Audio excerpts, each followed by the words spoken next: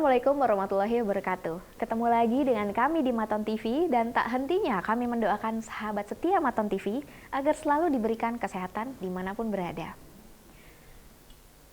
Sahabat Maton TV, pernah mendengar tentang upaya menjadikan masjid sebagai jihad politik yang kemudian memicu pro dan kontra yang dilakukan berbagai pihak? Nah, kali ini saya ingin membahas mengenai tanggapan-tanggapan di kolom komentar pada infografis terkait hal tersebut. Saat ini, pola pembaca di Indonesia pasti turut membuka dan membaca kolom komentar tentang tanggapan masyarakat pada suatu hal atau statement. Muncul narasi-narasi pada banyak kolom komentar yang berbau intoleransi.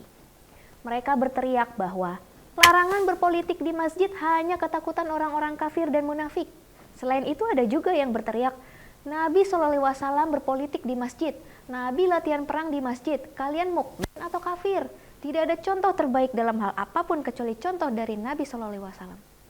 Bisa kita lihat bagaimana narasi tersebut bermuatan propaganda dan intoleran, seolah-olah berpolitik di masjid merupakan contoh yang dilakukan Rasulullah dan bagian menentang merupakan kafir.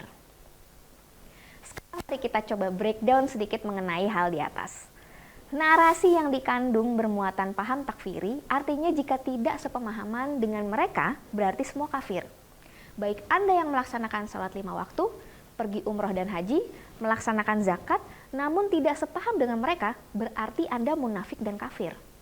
Jelas ini sangat berbahaya, karena muatan-muatan seperti inilah yang memiliki daya hancur jangka panjang seperti kasus di negara-negara lain yang telah luluh lantah akibat perang.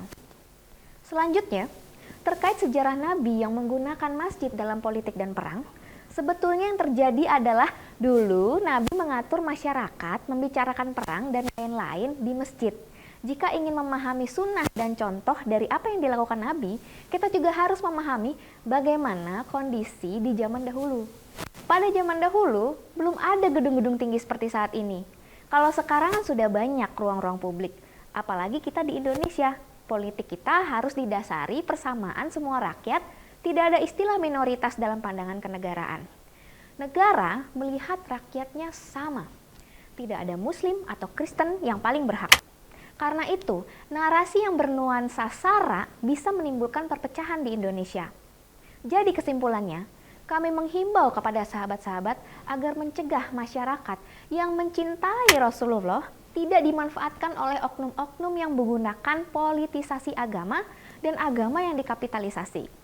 Kita tidak boleh lelah mengajak masyarakat untuk tetap mengutamakan perdamaian, dan tentunya hal ini demi mencapai tujuan dari agama itu sendiri. Kritik dan aspirasi terhadap pemerintah dan politik memiliki ruang tersendiri. Jangan dicampur adukan dengan kecenderungan keyakinan orang lain, karena hal tersebut justru memberikan kemudaratan bagi kita semua dan daya hancur jangka panjang terhadap persatuan. Untuk informasi saja bagi sahabat-sahabat semua, bisa jadi hal tersebutlah yang justru diinginkan oleh pihak asing yang ingin menguasai bangsa kita. Tentunya pihak asing juga tak mau ketinggalan dalam memanfaatkan momen pesta demokrasi mendatang di Indonesia. Terutama Indonesia sedang berupaya menekan ekspor bahan mentah untuk diproses di dalam negeri agar nilai tambahnya meningkat sehingga bisa mensejahterakan rakyat kita. Berpolitik harus tetap mengedepankan nilai-nilai Pancasila yang menjadi dasar kita dalam berbangsa dan bernegara.